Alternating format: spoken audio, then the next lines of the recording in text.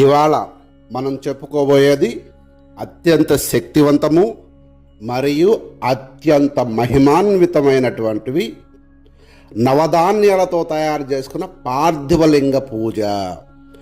రాబో శివరాత్రి నాడు ఎలా చేయాలి, ఇలా చేస్తే ఏం జరుగుద్ది అనే దాని గురించి, ఎంత మహిమ అనే దాని గురించి ఇక్కడ చెప్తాను, వినండి.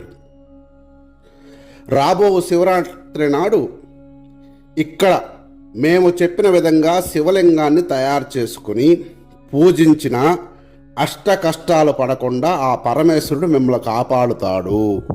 చేయవలసిన క్రియ, ముందుగా పుట్టమట్టిని 1 కేజీ పరిమాణంలో తెచ్చుకొని ఆ మట్టిలో నవధాన్యాలు సరిపడా, అనగా కేజీ మట్టిలో 1/2 కేజీ నవధాన్యాలు కలుపుకొని ఒక శివలింగాన్ని తయారు చేసుకోండి. ఆ తర్వాత ఇలా తయారు చేసుకున్న శివలింగాన్ని శివరాత్రి కంటే ముందు రోజే ఇవన్నీ రెడీ చేసి పెట్టుకోవాలి. శివరాత్రి కంటే ఒక్కరోజు ముందే ఇలా రెడీ చేసుకొని మీ పూజా మందిరంలో పెట్టుకోండి.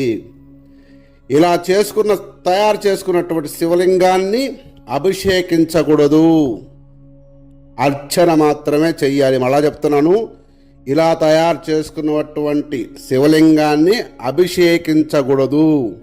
ఒకవేళ నీకు అభిషేకం చేయాలంటే ఒకే ఒక చుక్క, ఒక డ్రాప్ వాటర్ వేసుకో, అది కూడా అవసరం లేదు అని గుర్తుపెట్టుకోండి. అభిషేకించకూడదు.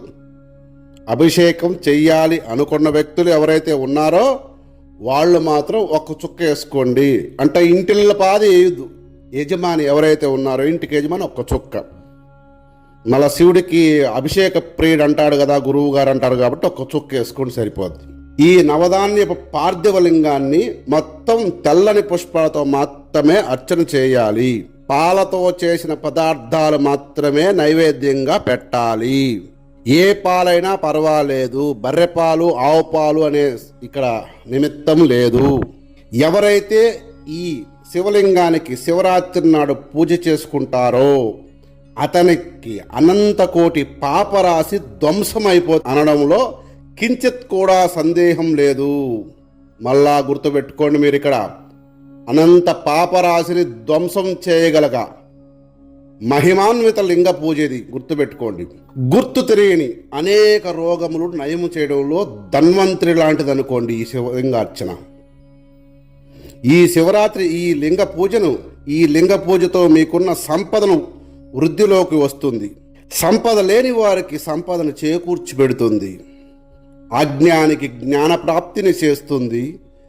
రోగికి రోగి నాస్తి, భవరోగం కూడా నాస్తి అనేది మరొకండి. గుర్తుపెట్టుకోండి, రోగికి రోగం నాస్తి, భవరోగం అనే రోగం కూడా నాస్తి అనేది గుర్తుపెట్టుకోండి. భవరోగాన్ని కూడా బయటపడేస్తుంది. ఇక్కడ మంత్రం చెబుతున్నాను, గుర్తుపెట్టుకోండి, రాసుకోండి. వీలైతే నేను డిస్క్రిప్షన్లో ఇస్తాను లేదా స్క్రీన్ మీద ఇస్తాను. ఓం నమః శ్రీం శంభవే చ హ్రీం శ్రీం మయోభవే చ నమః హ్రీం శంకరాయ చ శ్రీం హ్రీం మయస్కరాయ చ నమః హ్రీం శివాయ చ శ్రీం హ్రీం శివతరాయ చ నమః ఓం అనే ఈ పాశుపతాన్ని గుర్తుపెట్టుకోండి. ఇది పాశుపతాస్త్రం కంటే గొప్పది.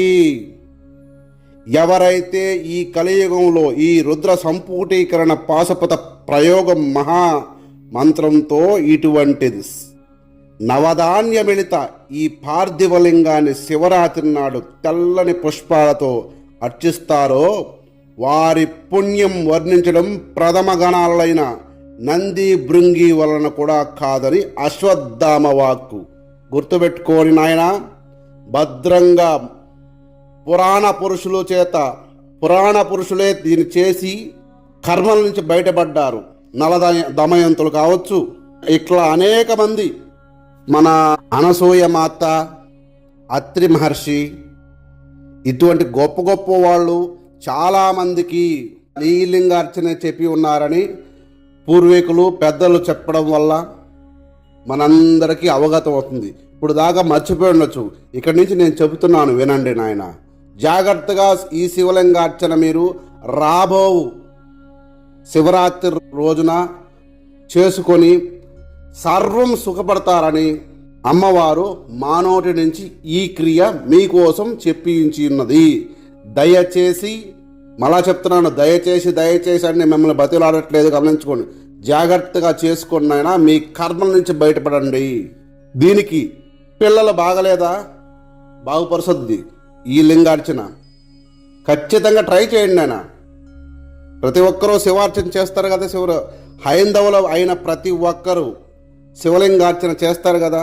ఇది మీ ఇంట్లోనే చేసుకోండి. మంత్రం కూడా అక్కడ ఇచ్చాను. అది రుద్ర సంపూటీకరణ మంత్రము, పాశుపతం లాంటిది. జాగ్రత్తగా చేసుకోండి నాయన, భద్రంగా చేసుకోండి. సర్వే జనా సుఖినో భవంతు.